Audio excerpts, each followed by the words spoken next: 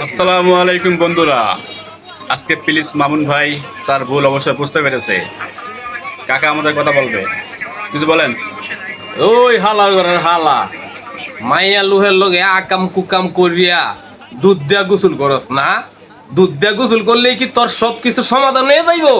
হালার পুহালা, এই এত দুধ পাইছস কই?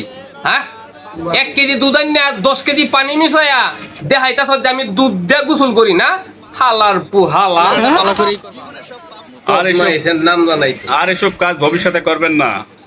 ভিডিওটি ভালো লাগলে অবশ্যই শেয়ার করে দেবেন, অন্য ভাইকে দেখার সুযোগ করে দেবেন। সবাইকে ধন্যবাদ বন্ধুরা।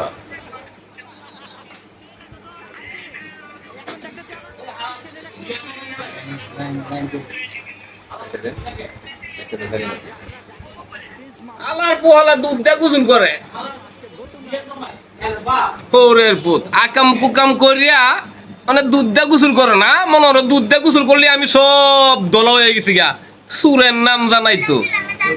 ওই বেটা দুধ দিয়ে আরো কিছু দিয়ে গোসল করলেও সমাধান হইব না।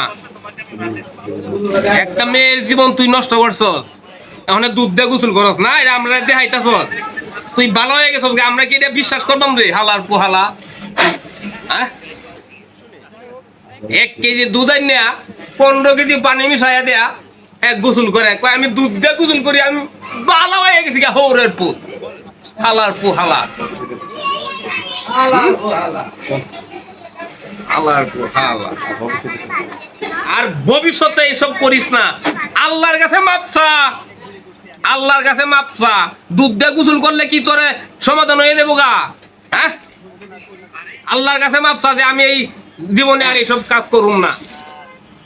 বেদ তুমি স্কুনানকার, আর এসব কাজ করবে না। যা